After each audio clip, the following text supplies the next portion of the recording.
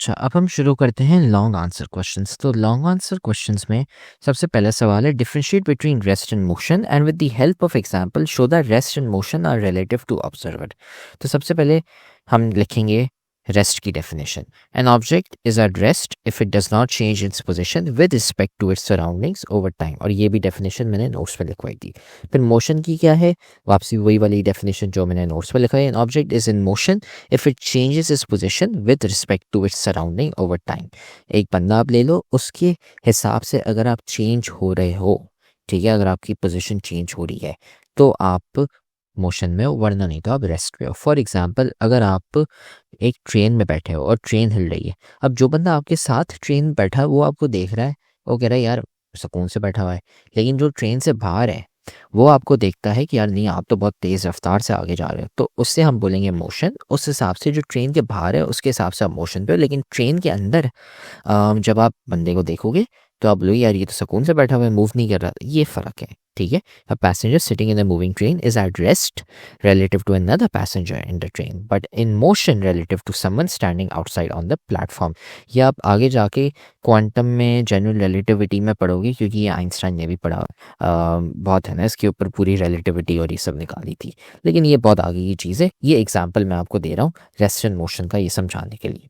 फिर आते हैं question 2, what are the different types of motion and define each type of motion with examples from daily life. ये हमने notes में पूरे लिख लिए थे आपके, translational, rotational, random, irregular, rectilinear and so on curvilinear.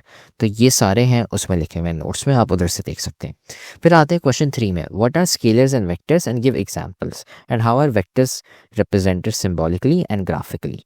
तो सबसे पहले स्केलर क्वांटिटीज और quantities with only magnitude and no direction, ये हमने पहले चैप्टर में पढ़ा था, और वेक्टर्स का भी with magnitude and no direction, ये इनकी एग्जाम्पल आ गई। ये हमने पढ़े थे किसमें, चैप्टर 1 में। अब सिंबॉलिकल रिप्रेजेंटेशन क्या है, an arrow above the variable. मतलब फॉर एग्जांपल मैं लिखता हूँ यहाँ पे वेलोसिटी, ये मैंने वेलोसिटी यहाँ पे लिख लिया, लेकिन उसके ऊपर मैंने क्या किया, एक एरो बना दिया ऐसे ही। तो ये क्या कह रहा है कि ये एक वेक्टर क्वांटिटी है। अगर मैं खाली ऐसे ही लिखता हूँ स्पीड, तो ये स्केलर क्वांटिटी है, ये फ़र्क है, ठीक है। और ग्राफिकल रिप्रेजेंटेशन, ये आपने वेक्टर ऐसे ही बना दिया एरो, ये हमने चैप्टर 1 में पढ़ा था। और सबसे इम्पोर्टेंट बात, हमने इस चैप्टर की ग्रेन टेस्ट का जो प्रैक्टिस टेस्ट है उसका लिंक हमने डिस्क्रिप्शन में डाल दिया है। आप डिस्क्रिप्शन में जाकर ये ऊपर पहला लिंक है प्रैक्टिस ग्रेन टेस्ट को, यहाँ पे जाएं और सॉल्व करें और प्रैक्टिस करें। यहाँ से आपने अगर प्रैक्टिस कर ली, आपके एग्जाम्स के अंदर MCQs के अंदर 100% मार्क्स गारंटेड है। उसके अलावा अगर आपको हमारे फ्री नोट्स चाहिए, lecture, guest papers, model papers चाहिए, तो इस पहली वाली लिंक पे क्लिक करके आप हमारे चैनल को ज्वाइन हो जाए, और दूसरी वाली लिंक को क्लिक करके आप हमारा व्हाट्सएप ग्रुप है इंपॉर्टेंट प्रीमियम, उसको ज्वाइन हो जाएं, ठीक है। अगर आपको ट्यूशंस वगैरह के अंदर एनरोल होना है, कोई डाउट है, तो ये हमारा व्हाट्सएप नंबर है, इस पर क्लिक करेंगे आप डायरेक्ट व्हाट्सएप पे चले जाएंगे, और तमाम बुक्स के PDF इस वाले यहाँ पर आखिरी वाले आपके पास गिवन है। आप यहाँ से कोई भी बुक उठा सकते हैं, आपकी जो मर्जी चाहे, सारी की सारी क्लासेस का। इसके साथ साथ आपसे रिक्वेस्ट है, आप चैनल को सब्सक्राइब और वीडियो को लाइक भी करते हैं।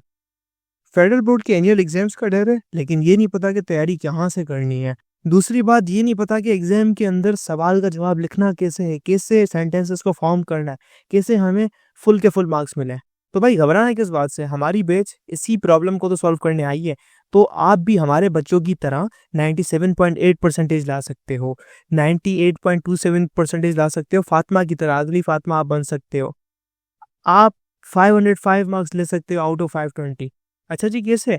हम आपको सिखाते हैं कि एग्जाम के अंदर लिखना कैसे होता है, ग्रेन टेस्ट प्रोवाइड करते हैं। देखिए जी, हमारे पास है पाकिस्तान की one of the best faculty.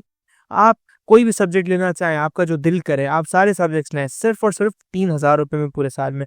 आपको एग्जाम राइटिंग मेथड सेशन दिए जाते हैं कि सवाल का जवाब लिखना कैसे, डिफरेंस वाला अलग क्वेश्चन, डेफिनेशन अलग, एग्जाम्पल वाला अलग, मैथ के सवालों का जवाब अलग होता है।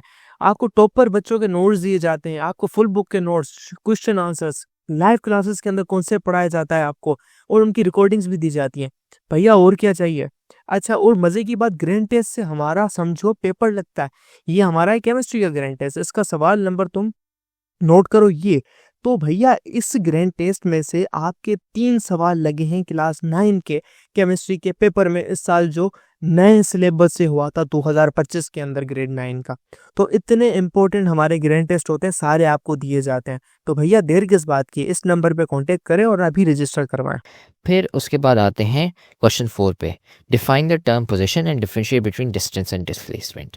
Position is the location of an object relative to a reference point. ठीक है, ये हमारी पोजीशन की डेफिनेशन होगी कि आप किस जगह पे खड़े हुए हो with reference with respect to another reference point, एक पॉइंट के रेफरेंस बेस पे। ठीक है, अगर एक और पॉइंट है कहीं तो उसके हिसाब से आप किधर खड़े हुए हो।